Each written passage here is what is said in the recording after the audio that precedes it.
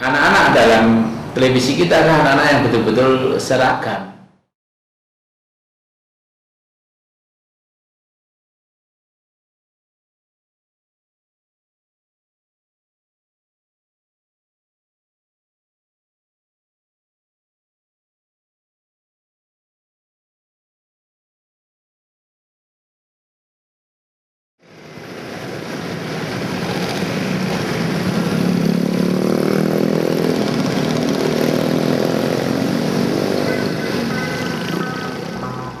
Anak-anak adalah dunia yang menjadi rebutan.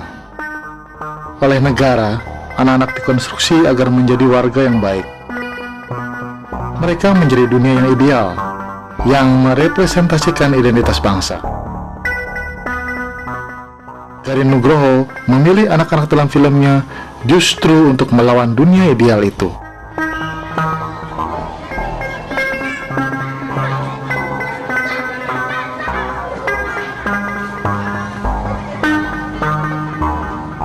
Tubuh acting anak-anak itu begitu merdeka dan bebas dibanding orang dewasa yang sudah dibentuk oleh lingkungannya. Jadi kenapa melakukan pilihan anak-anak adalah karena satu, anak-anak sebagai representasi itu sendiri, dan anak-anak sebagai dunia tanpa pembela yang harus diberi ruang. Garin menilai konstruksi anak-anak oleh negara justru menghilangkan identitas asli anak Indonesia.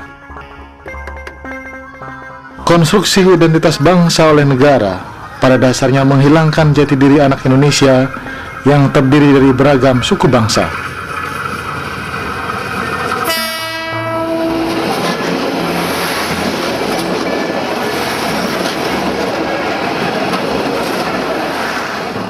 Terlalu sentral dan tanpa profesi anak-anak. Tanpa profesi itu kalau di sinetron ya tidak ada profesinya. Profesi wilayah profesi keluarga dari anak-anak itu semua berdasi, kita tidak tahu profesinya apa. Karena apa?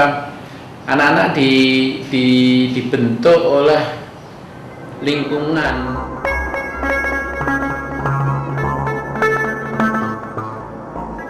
Realitas-realitas lain tentang anak Indonesia itulah yang saya tangkap setelah menonton film-film karya Garin Nugroho.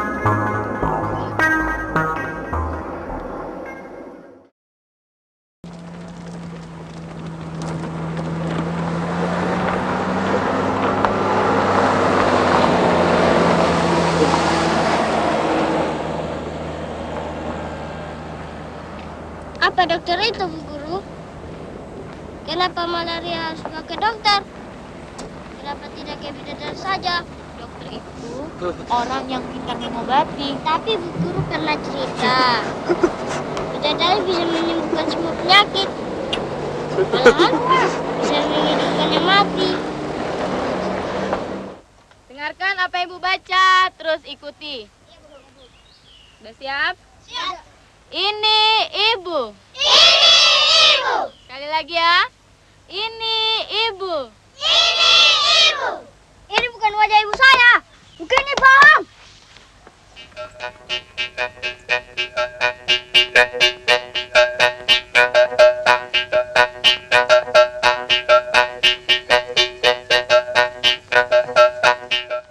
Lewa, coba baca. Ini ibu. Ini.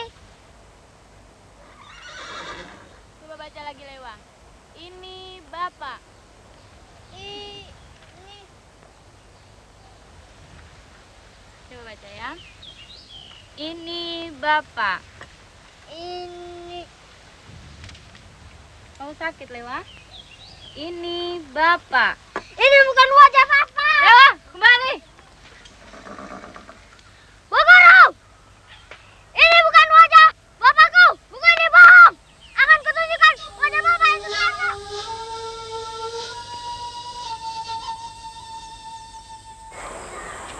Ini siapa, Bu Guru? Mana coba Ibu lihat. Oh. Itu nama Gorbachev. Kok di foto di sini? Dia itu orang terkenal. Berani melawan yang tidak disukainya. Dia itu pahlawan, Lewa.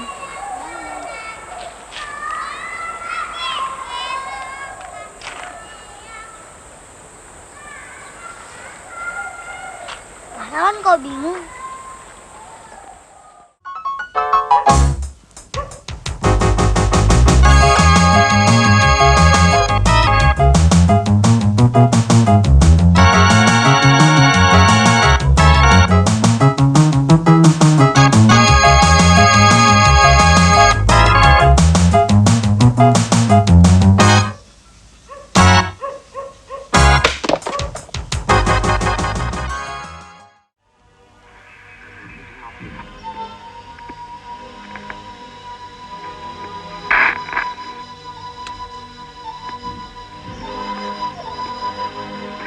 As they leading to discussion.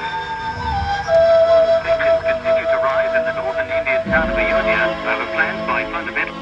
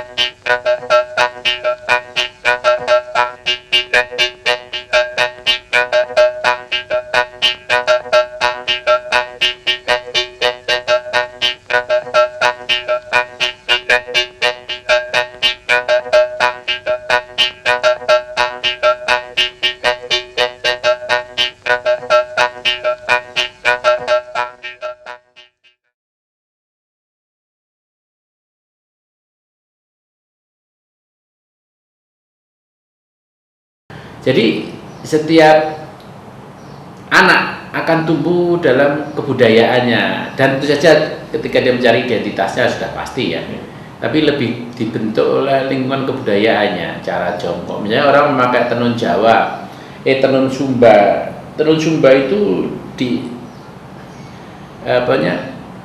kainnya itu sempit, dia bisa diikatkan di lutut untuk dia bisa menyangga punggungnya waktu di savana menunggu bis misalkan.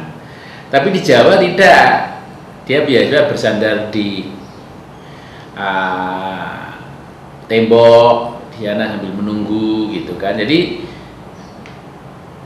anak-anak dalam televisi kita adalah anak-anak yang betul-betul seragam, tanpa identitas kultur, tanpa identitas keluarga dan profesinya, tanpa ruang-ruang fisik yang berbeda, berseragam semua. Oleh karena itu anak tidak mengalami apa yang disebut menjadi pengalaman-pengalaman petualang-petualangan yang diperlukan bagi dunia imajinasinya.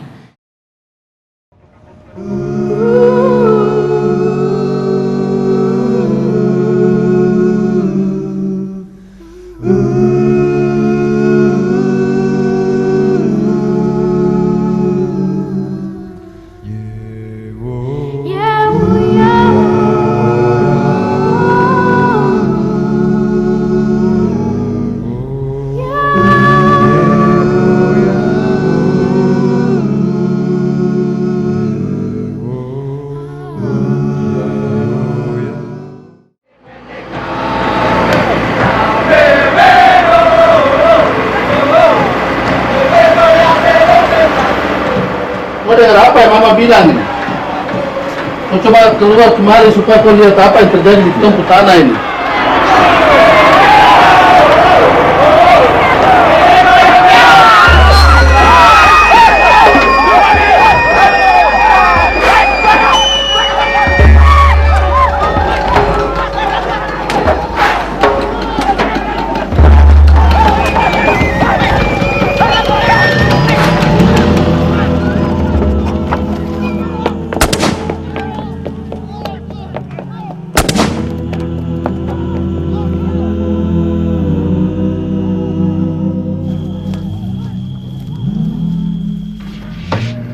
Kalau mau pimpin umat, kau harus tahu masalah-masalah yang sekarang terjadi di tempat tanah ini. Mama mau kasih tahu untuk kau nih Arno, supaya kau bisa tahu, supaya kau bisa mengerti. kenapa sampai Bapak ada keadaan sekarang seperti itu? Kenapa? Kok ingin perempuan yang bukan kulit hitam?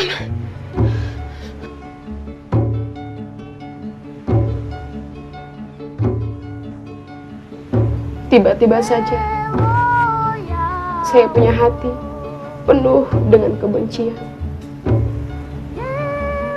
Saya benci terhadap kulit lain, Bapak. Mengapa kata hitam itu selalu berarti jelek, gelap, dan juga tertekan? Kenapa, Bapak? Kenapa Tuhan Yesus tidak dilahirkan dari orang yang berkulit sama dengan saya, Bapak?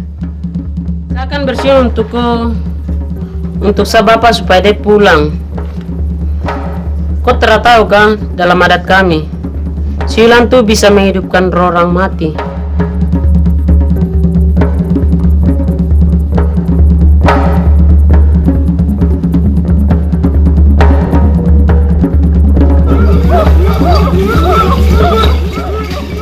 Kata para bijak itu, ada dua orang berciuman dan bibirnya saling melumut, maka tidak ada pertengkaran dan peperangan.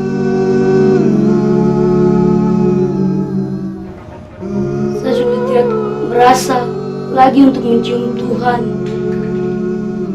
Saya merasa berdosa karena saya selalu ingat akan perempuan itu. Saya mencium dia. Bapak, saya sudah tidak tahu bagaimana cara untuk bantu saya punya bapak lagi.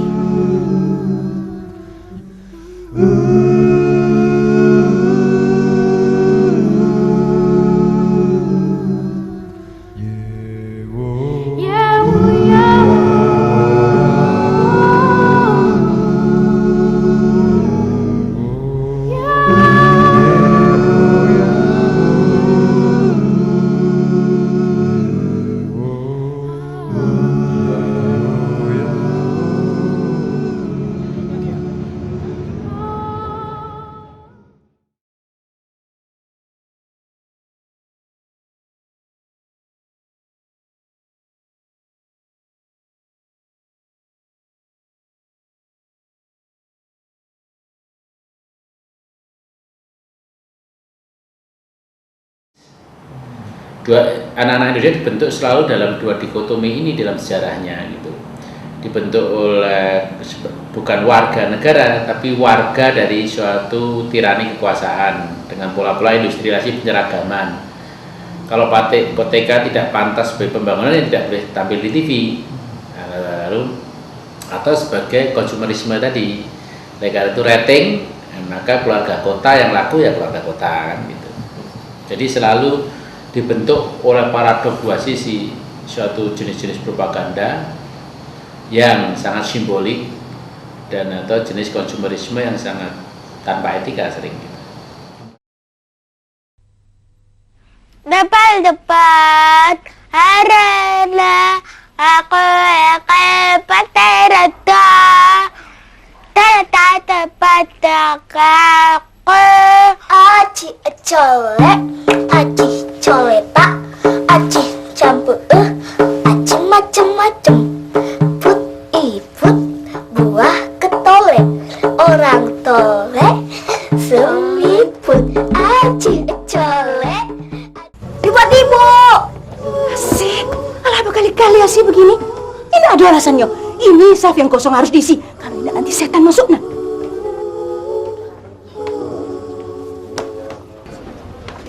Begini nih jadinya kalau begaul sama cewek nggak jelas. Hormat. Hormat apa? Ibu kalau ngeliat kayak gini marah. Ibu lu bangun semua ini susah, tau nggak? Itu bukan rumah Rindu. Rindu sekarang adalah punya ibu deh. Bukan rumah Rindu. Nggak usah dipikir, udah lewat itu. Udah. Ibu malu.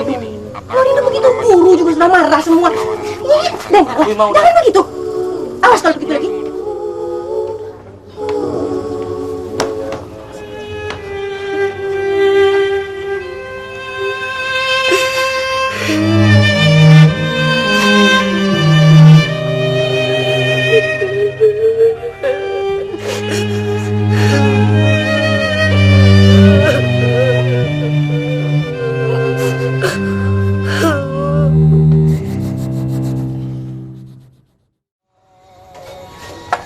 laki ambonan pertama kok katanya ndak mengadu tuang pergi ke Malaysia, Singapura, tidak pulang. Ada lagi laki ambonan kedua kok dibawanya lah semua tuh. Sadonya modal warung, katanya Karajo ke luar negeri, sampai kini ndak pulang, ndak do salam, ndak do kalam. Ya beginilah nasib. Bu Ima 2 kali nikah? Iya Pak. Ya sebenarnya kalau saya pikir-pikir nih, nasib Bu Ima sama saya sama nih. Kalau Bu Ima ditinggal laki, kalau saya ditinggal bini. Gini nih kalau mau lebaran, bedanya. Nanti lagi Bu, kalau kita lihat di sekolah, tingkat naik, ngeliat ke bawah, lampu tuh pada kelap-kelip kayak surga. Turun naik ke pasar, mulai bareng gini, sepi, sepi, kayak bulan di atas kuburan.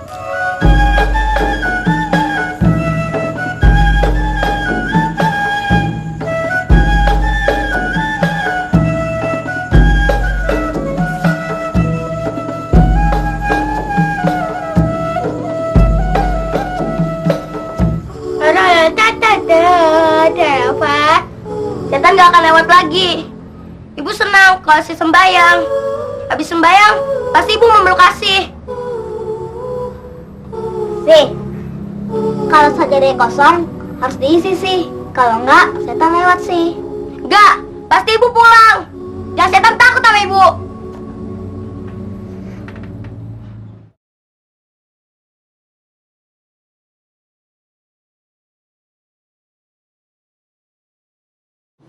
Peran kita selalu menggoncang keseragaman. Suatu masyarakat yang dalam wilayah pertumbuhan yang seragam itu tidak sehat. Seluruh ekosistem itu selalu beragam di dalam, jadi tanaman beragam, saling melengkapi. Ada tanaman langka, ada tanaman laku, semua saling melengkapi gitu. Oleh karena itu egoisme diperlukan. Karena egoisme pasar sudah terjadi di mana-mana, egoisme penciptaan diperlukan untuk melakukan suatu paradok kontra, itu sangat diperlukan, itu kan. Dan nanti akan punya peran-peran sendiri-sendiri yang akan saling melengkapi, gitu saja, akan saling melengkapi. Dan pasar itu kan tidak tunggal. Kritik saya terbesar dari CNN itu pasar itu selalu tunggal, yang di Biskop di 21 saja gitu. Saya hidup dari keberagaman pasar di berbagai wilayah dunia, tidak hanya kita, tidak hanya Indonesia. Indonesia pun tidak hanya Jakarta, Surabaya, Medan, Makassar, itu terlalu kecil itu pasar gitu. Justru yang harus itu adalah membuat film komersial flop di pasar Indonesia, padahal penontonnya Indonesia itu goblok aja gitu. Itu mengkhianati pasar.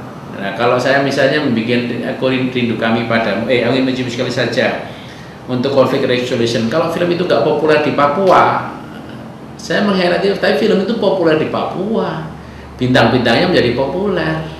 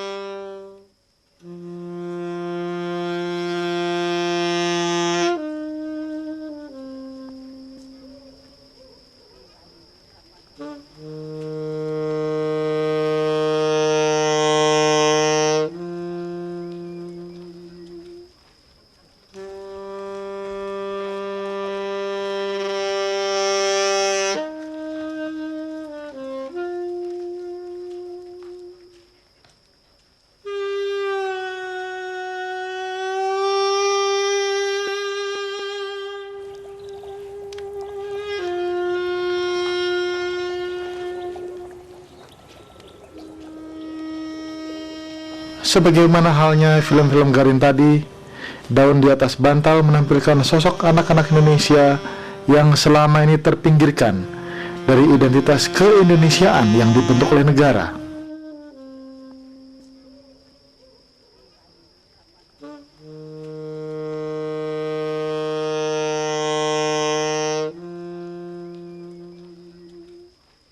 Mereka adalah anak-anak jalanan, sebuah idiom yang sempat ditabuhkan selama masa Orde Baru karena dianggap merusak ideologi pembangunan yang digencarkan negara pada saat itu.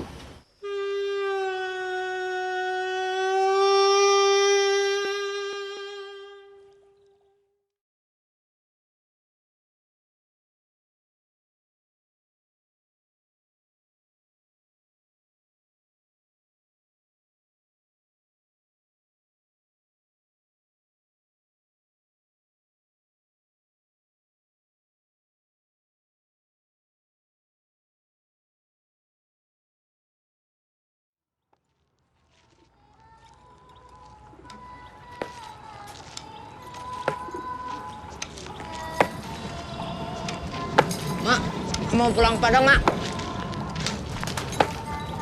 Nabung. Bunga. Ayo. Nabung aja kata Mak nih. Her, gak usah mikirin makmu yang di Padang. Banyak jalan alun yang pakai lipstick. Ayo Cik Rawa sono lihat pawai aja. Apa aku bilang?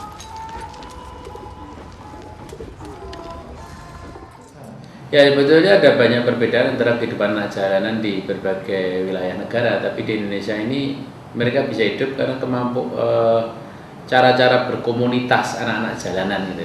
Itu masih sangat-sangat saling memberi, sehingga mereka merasa punya keluarga dibanding keluarganya sendiri dari anak-anak jalanan itu. Ini adalah kultur anak jalanan Jogja yang khas, yang masih berbagi, saling memberi di antara mereka, itu satu. Kemudian yang kedua, memang anak-anak mencari dunia keluarganya sendiri ketika dia tidak punya dunia keluarganya yang formal. Dia mencari sosok ibu yang biasanya itu entah itu penjual rokok, penjual apa. Dia mencari ruang-ruang keluarga kakak beradik dalam lingkungannya, ruang perlindungan, ruang apapun juga gitu. Mak, gak usah gitu-gituan lagi deh. Gak usah ngelonte. Banyak kali lakinya sana sini. Heru bentar lagi kaya. Kamu pikir aku ini apa? Kamu pikir aku nyelonte? Kamu pikir aku ini lacur? Aku bukan lonte, bukan lacur, tahu? Bersihkan tuh tangan kamu yang penuh darah. Gak pernah mau bersihin tangan. Mirip ibuku kamu, oh. Heru gak usah sama ibu juga bisa kaya. Mukul aja kerjanya.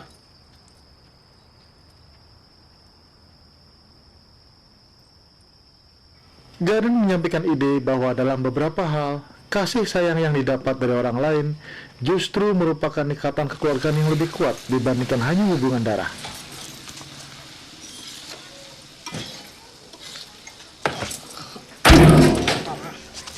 Ikatan yang lebih kuat itu dimunculkan dengan beberapa adegan kebersamaan, berbagi, solidaritas hingga kehilangan.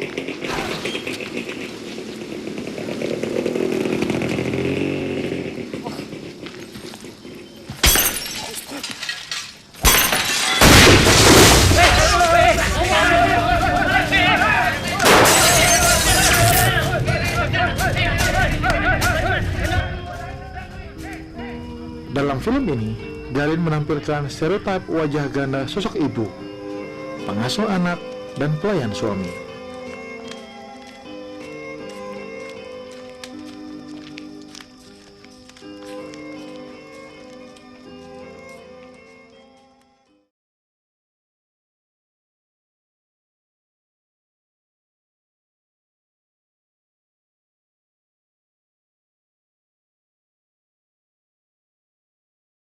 Dalam konsep-konsep pengalaman hidup saya itu rata-rata misalnya di desa dan sebagainya itu ibu menjadi ruang yang tidak pernah dihitung baik secara ekonomi maupun secara nilai-nilai, padahal dia menjadi penyangga nomor satu. Daya hidup ekonomi Indonesia adalah daya hidup ibu-ibu yang sering tidak dihitung secara ekonomis, sumber modal sosial mereka yang luar biasa itu. Dan daya hidup keseluruhan bangsa ini lebih banyak pada daya hidup ibu-ibu.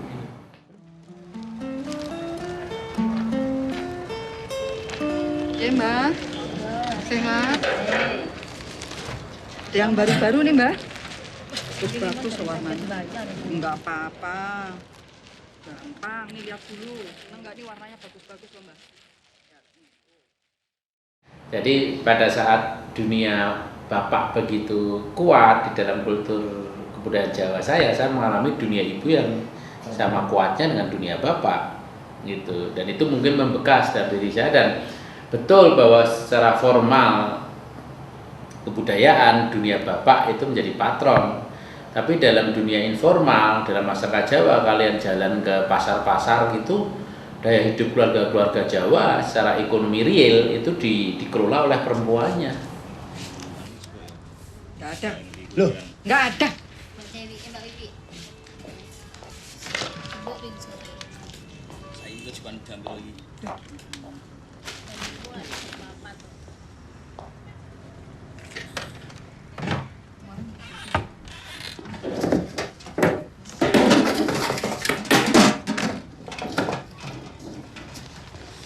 Duit main judi terus.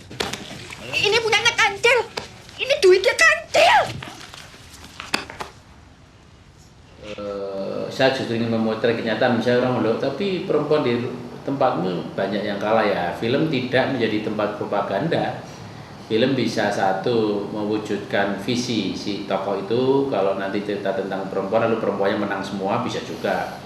Bisa juga refleksi sosial masyarakatnya di mana terjadi banyak kekelahan soal perempuan. Bisa juga gabungan visi dan realitas atau refleksi dari masyarakatnya. Jadi film bisa punya peran yang macam-macam, tidak hanya peran idealisasi gitu loh.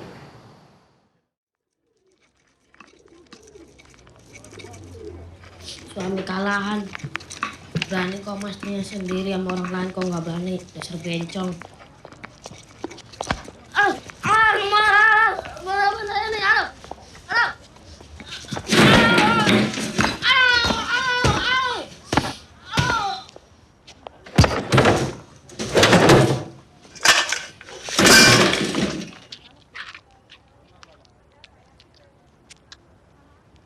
Makan, Bu. Di film ini, dominasi peran ayah dinafikan atau malah dimarginalkan. Seakan melakukan perlawanan terhadap budaya dominan laki-laki dalam keluarga, dalam kultur bangsa Indonesia.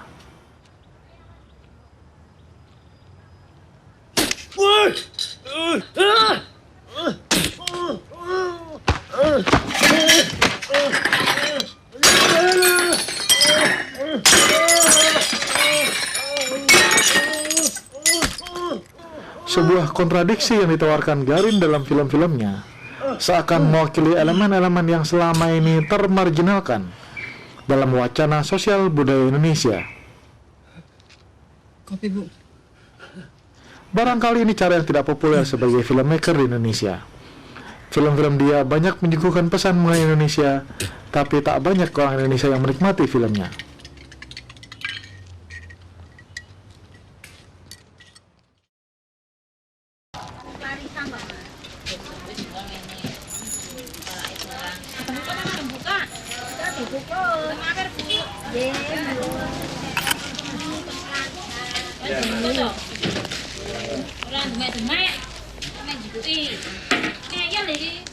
Jangan aku sebelum TV itu.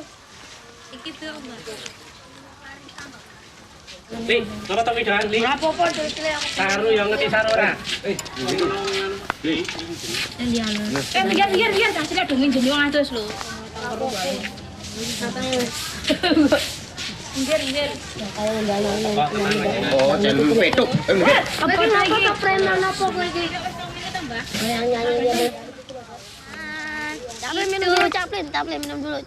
Cinta yang pertama yang ini kau katakan malamnya. Gambar-gambar dalam film ini adalah gambar-gambar yang pahit. Pahit sebagai realitas, dan banyak dari masyarakat yang enggan mengakui bahwa itu bagian dari realitas. Realitas yang terpinggirkan, seperti anak-anak jalanan di Indonesia. Mbak, kok tetenya gede banget, Mbak. Ayo, Mbak. Cuman bilang gitu marah. kecil-kecil sudah kurang ajar. Kasih. Lihat lagi Mina kok malah ditinggal.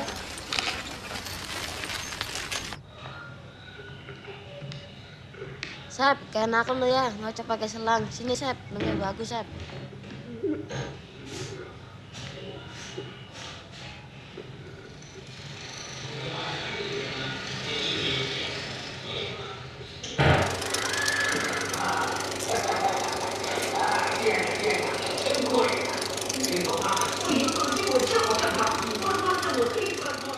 Tapi yang jelas tidak boleh dilupakan, karena bagaimanapun anak-anak jalanan ini dan juga anak-anak dalam film-film karya Garin lainnya adalah potret anak-anak Indonesia yang ada di sekitar kita, bermain di sekitar kita, dan menangis di sekitar kita.